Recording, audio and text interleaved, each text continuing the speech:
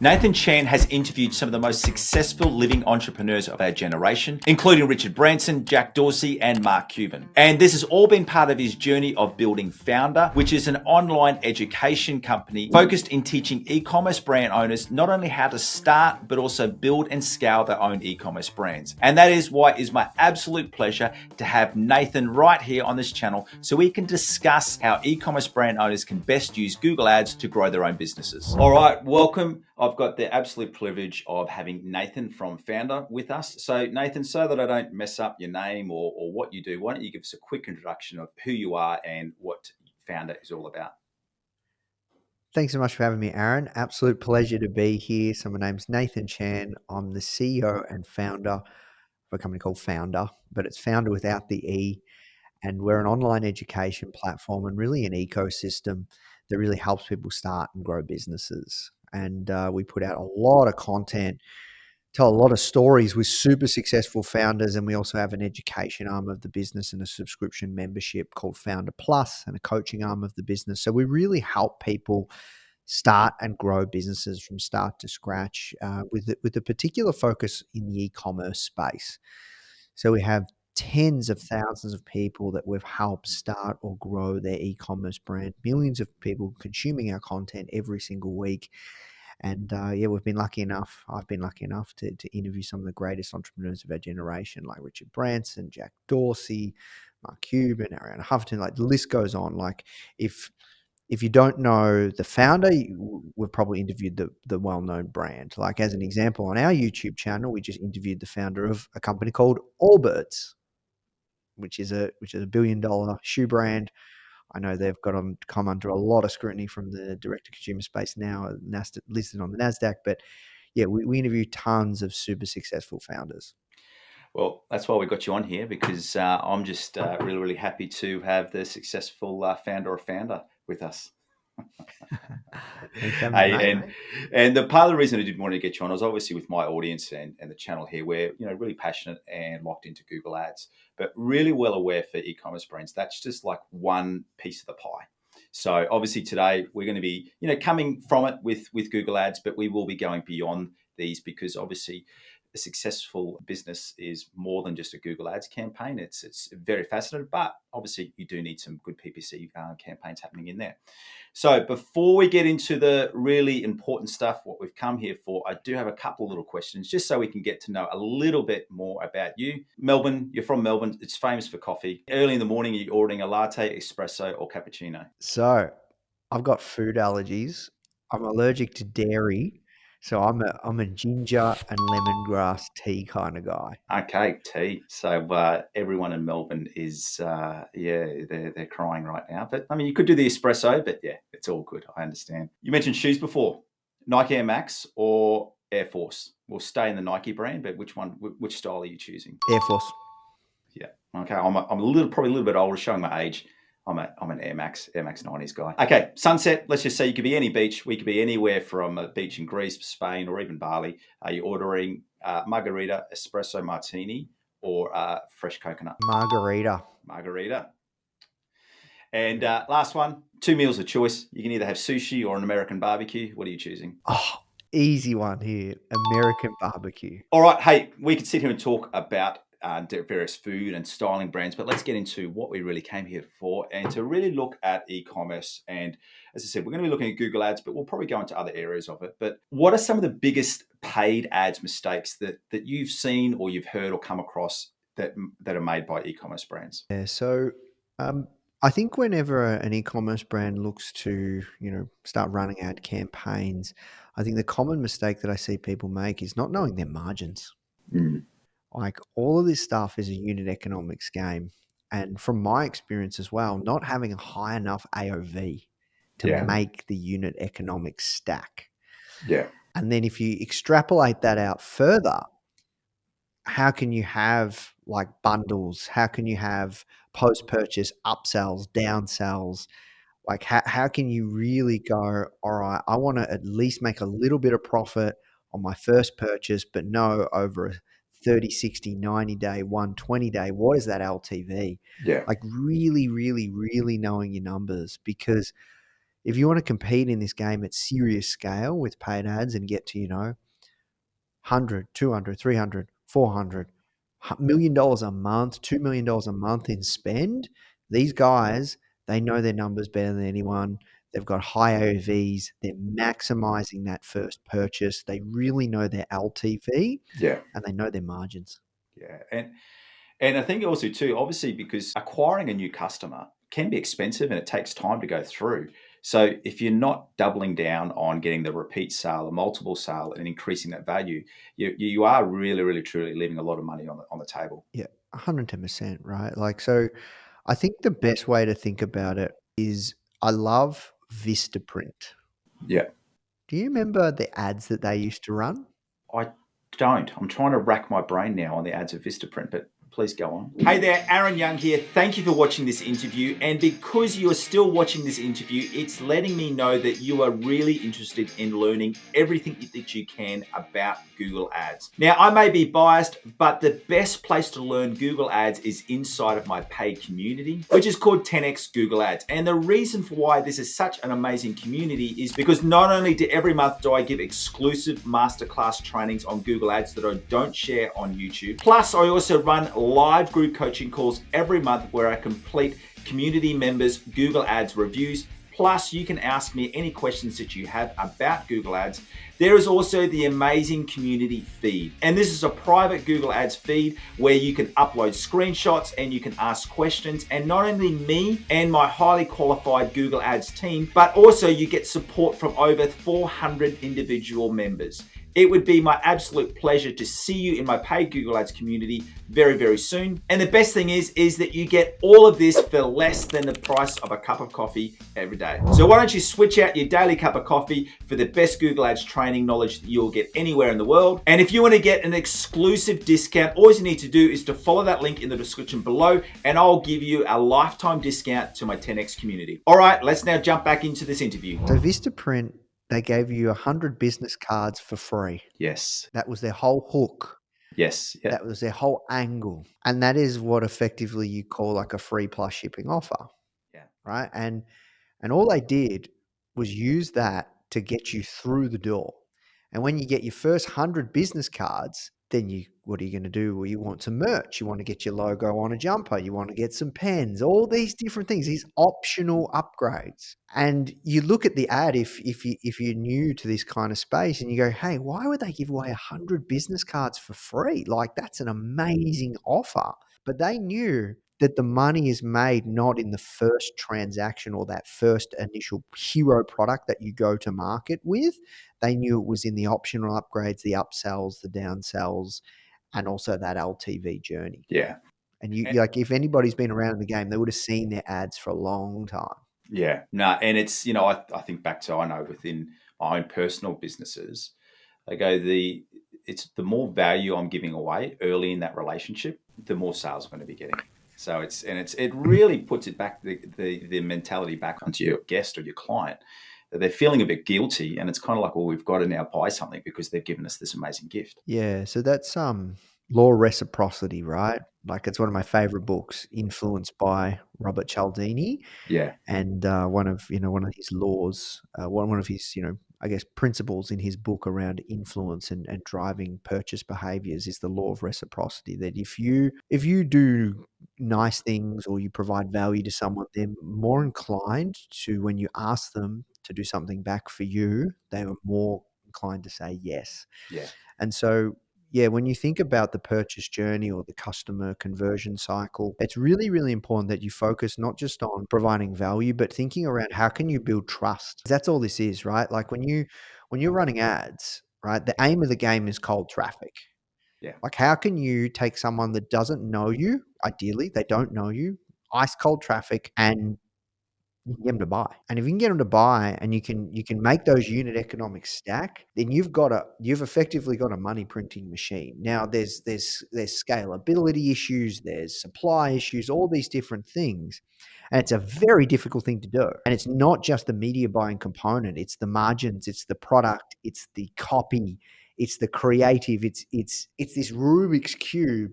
But businesses are doing it. People are doing it. It starts with the product, of course. Yeah.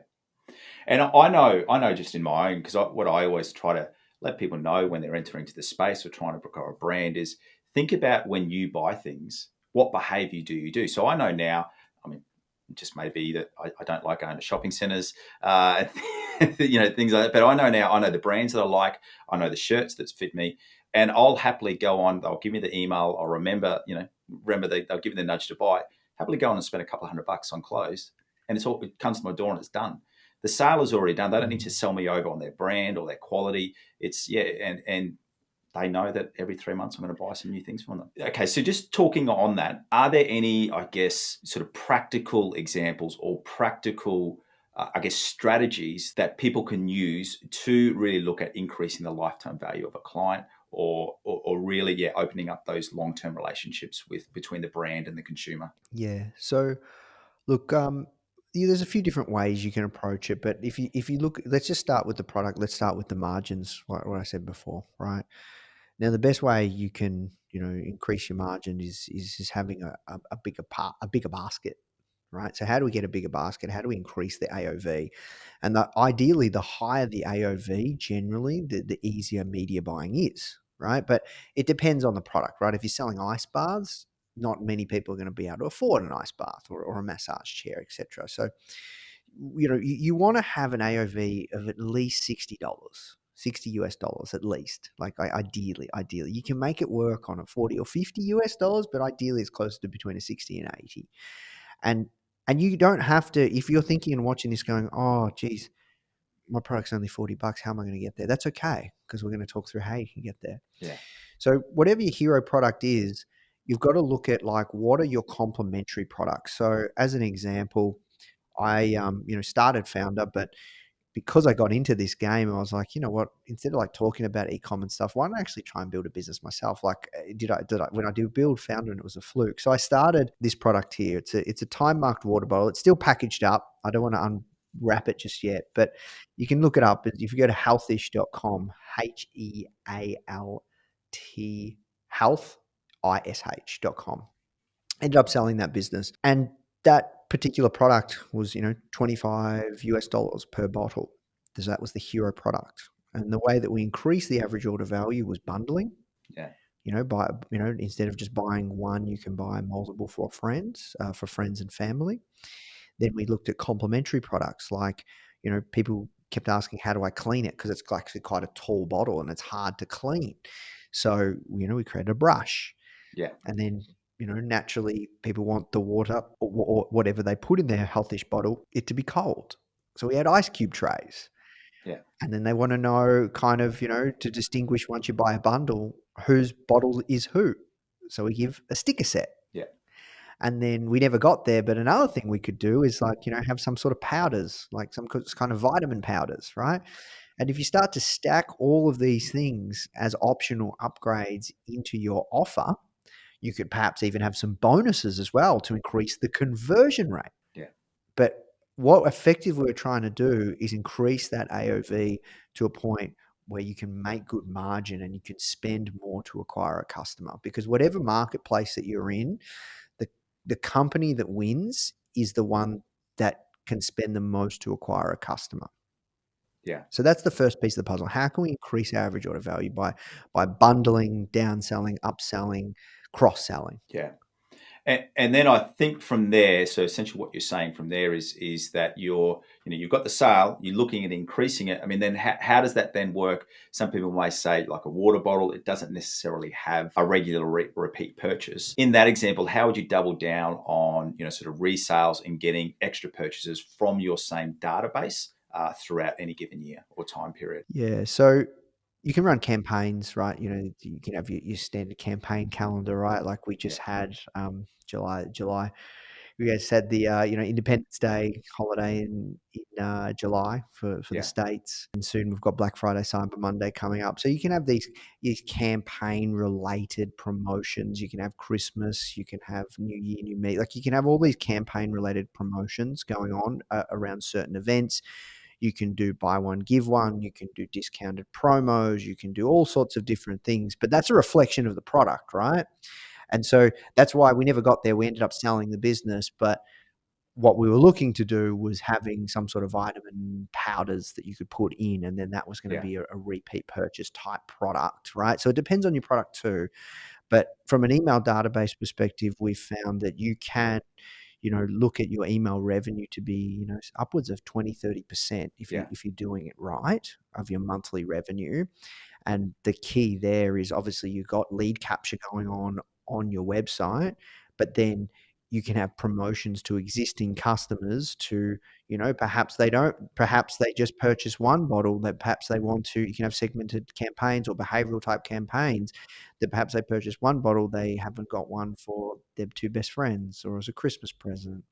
And then perhaps they haven't purchased a brush in ice cube trays, Yeah. then we know that they will need those because we know that that's a pain. So it takes time to kind of build out that customer journey, but that's how you can increase lifetime value as well. You mentioned before just talking about some different sales periods. I mean, we're at the time of recording, we've just gone through July. E-commerce brands across the world are already starting to think about the, like to call it the silly season, where we're going from, it's getting longer every year. You get your click frenzy, then into your Black Friday, then into your end of Christmas sales, and then into your end of year sales, started January sales. I want to get a little bit more specific on this because I've seen one of the downsides that e-commerce brands make is that it very much this season could become a rush to the bottom in the sense of they're just only increasing volume by decreasing their price. Have you seen or got examples of strategies that really work in this selling season where customers are expecting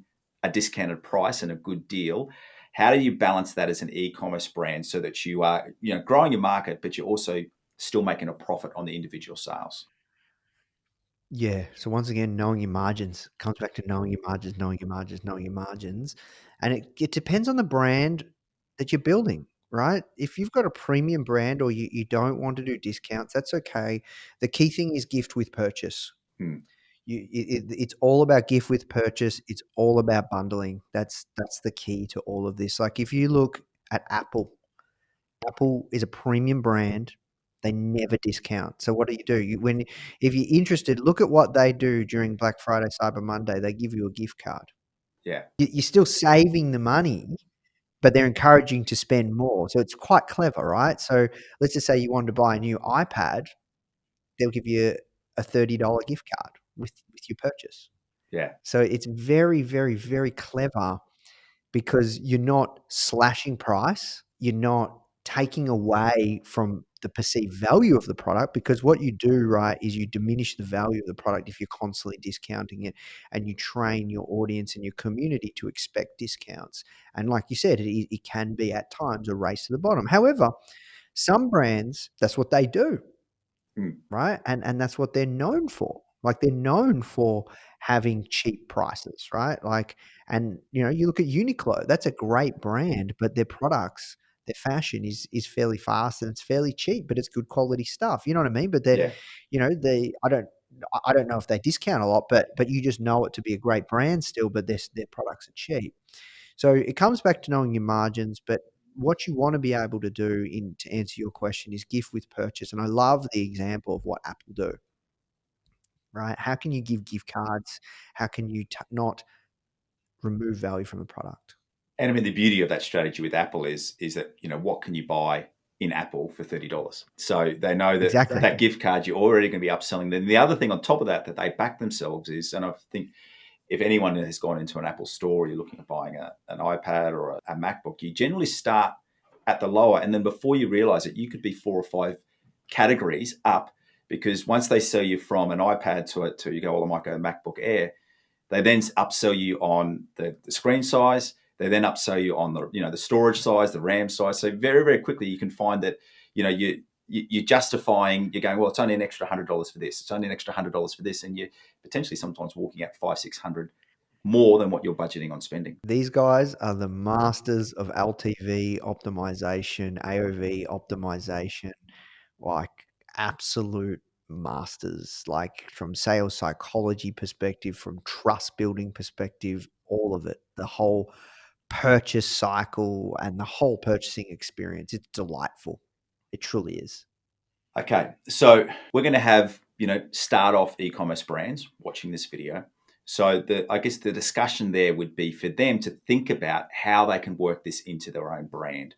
So, the example you gave with your water bottle, it might start with one product, but looking at what are the relational products that you can then add in those extra sales. But then they can also become your sales tools to go from there. So have you got any, I guess, structures or any processes that you walk e-commerce founders through in order to start thinking like that? Yeah, 100%. So I think we have to be very careful though, because I think oftentimes you'll find more SKUs, more problems. I'm actually a big fan of when you start out, get one product, your hero product selling really, really, really well, Mm, right? And if you want to increase AOV, what can you do to increase it without having to create a whole new line of product and all these different things, right? And that's why I like when it comes to upselling, one of the best things to do is if somebody bought something, how do you get them to buy more?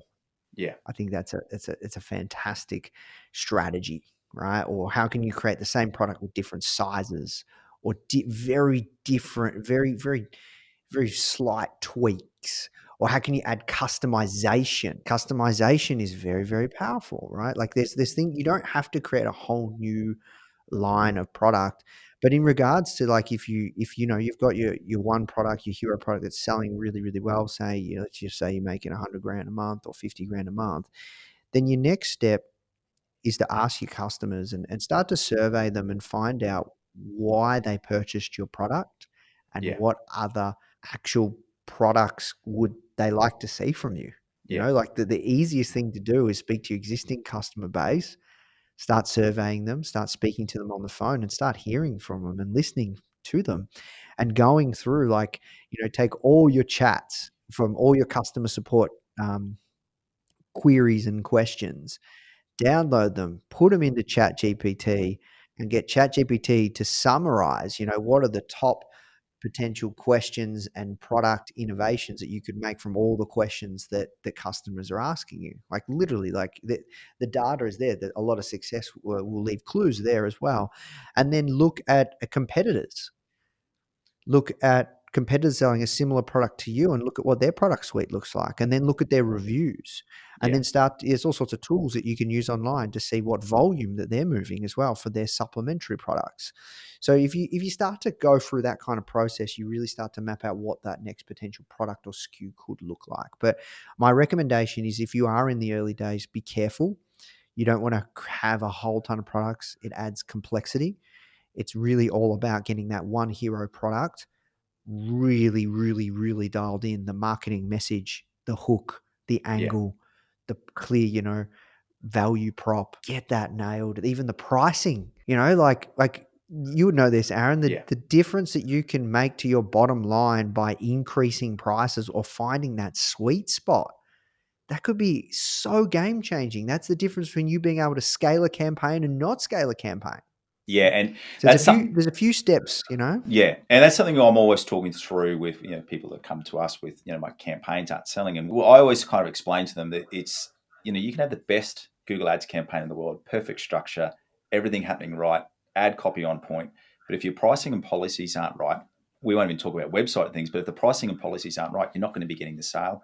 Then on top of that as well is you need to make sure you've got your landing pages. So yeah, it's very much a multifaceted approach, and that's why I agree with what you're saying. You want to have that start small and then build out products, because being able to multiply in getting that right across a whole suite of products is sometimes very, very hard to do. I don't know if you get these questions a lot, but one of the questions and a lot of the comments I get is about people trying to focus on, what's the most profitable niche. So I'm sure at some stage you would have got questions about, well, what's the most profitable type of product to get into or product niche to get into? So I want to ask this question around, should a new e-commerce brand owner focus on a specific niche or a product that they are passionate about? For sure, a product that you're passionate about. Yeah, Now, what is going to keep you going? Like I've interviewed probably over 100 billionaires at this point. I've been doing this for 10 years now, yeah, man. Like I guarantee you, the battle scars, the tough times that they've been through, the incredible people they've surrounded themselves with to help them build that business, the amount of adversity, the amount of pressure they've been able to put themselves under,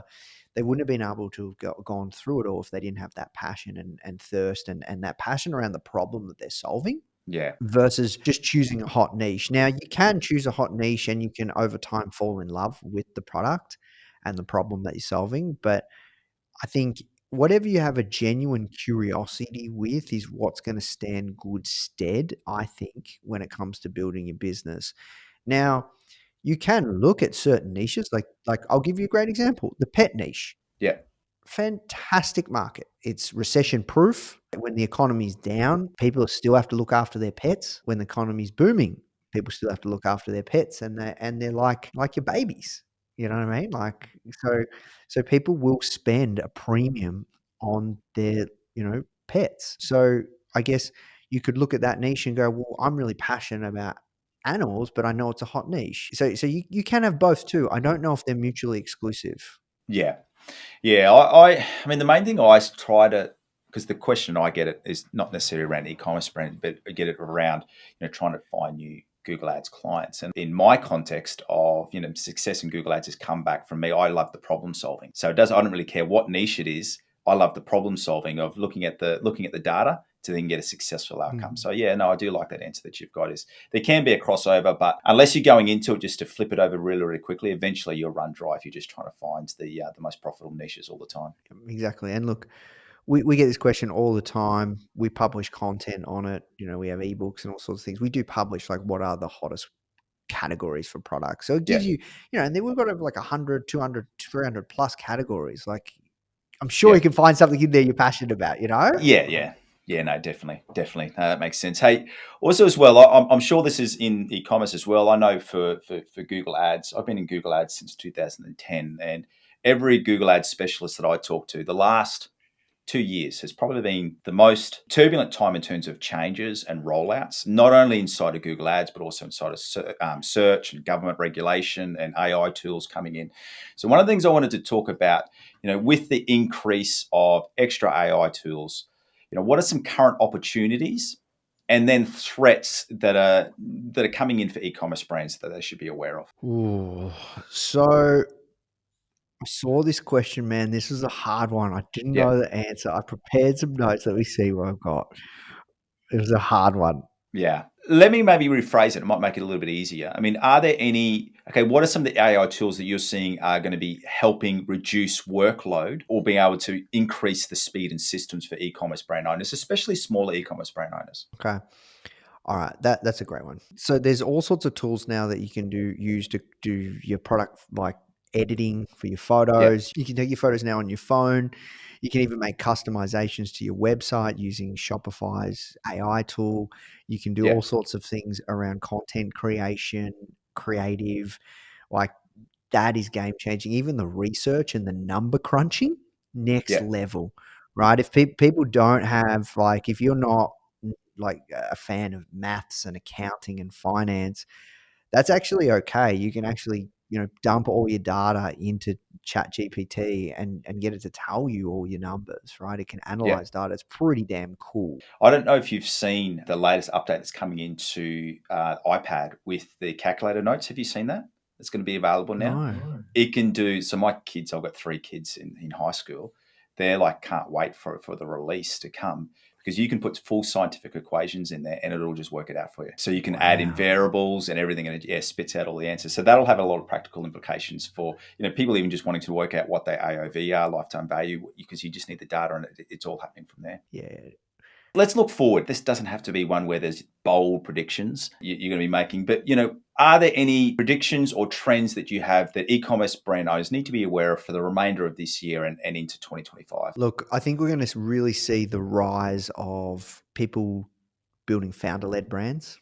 Yeah, And growing through founder led content. More than ever, people are interested in the person or the people behind the product and the story yeah, behind the product than ever. yeah, And that is how you build brand, because it is becoming easier than ever now to start a business online using the power of the internet, using AI as your partner, all sorts of different things. But one thing, people can't compete with is yeah, your story, the relationship that you build with the people that are following you and your brand. And that is becoming very, very, very prevalent. You look at the rise of TikTok and all these brands that are spun up out of nowhere and people build in public. Building in public is becoming a massive, massive drive for someone to actually purchase your product and get behind you because they've watched you build that thing in public. People love to follow a story. They love to follow someone's journey. So if you can take people on a journey more than ever, it's becoming incredibly powerful. Yeah, I have to agree with you there because I don't know if you have you heard of a brand called Gosney pizza ovens. No. So um, we moved house about 12 months ago, and I'd wanted a pizza oven out in a backyard. So I was researching this, and I came across this brand.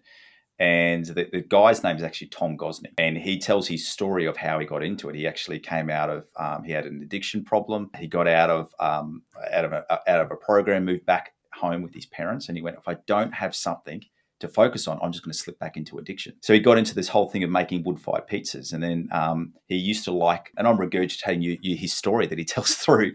He got into he used to really like the manual arts classes in school, so he got into, he goes, I can build a better pizza oven, and yeah, he's done it. He's built these pizza ovens, and every time anyone goes, oh, what's the deal with your pizza oven? I then recount his story, and it's, yeah, I've probably sold him an extra 4 or 5. So I think that's the other flip side of the power of the story, is that then the customers actually become your best sellers because you've been so open about your story. Yeah. See, he's connected. His story has connected with you Yeah, that made you get behind him and want to purchase the product, and you trust him. So that's what all of this stuff is, right? yeah, It's just relationships at scale. yeah, So how do you build a relationship at scale through your brand or now your personal brand? And that's something that, to be honest with you, Aaron, for a long time, I never really truly understood until of late. yeah. And it's why I'm really pushing back against a lot of people talking about, faceless YouTube channels and faceless social media channels. Just as a general rule, I don't like them. I'm not arguing that people can't make money from them, but my thing is, if this as well, is that you can't because the thing I would go then to as an e-commerce brand owner, if you've already got people connected in with your message, if you then launch a secondary brand or a secondary product, you can take across a lot of your audience because they've already connected to with you of the person, the trust of you of the person. So it's going to become a lot easier to replicate other brands and duplicate your brands if you've got a story and you've got an audience that's connected to you. 110%, right? Yeah. People buy from people that they know, like, and trust. Yeah, no, definitely. Hey, Nathan, it's been an absolute pleasure having you here. What I am going to do as well is, just for anyone watching this video, if you go down to the YouTube description, I'm going to have some information of where you can connect with Nathan. As I said, he's got a whole suite of products and courses on his website. So I encourage you to go and have a look at his products, also have a look at his information. And Nathan, unless you've got any last words, we'll finish it there. Awesome, man. No, look, for anyone that's following, we'd love to have you part of our community. We offer a free 7-day trial of our membership. You just go to foundr.com/trial, and it's founder without the E. We'd love to help you on your entrepreneurial journey. So thank you so much, Aaron. Thanks.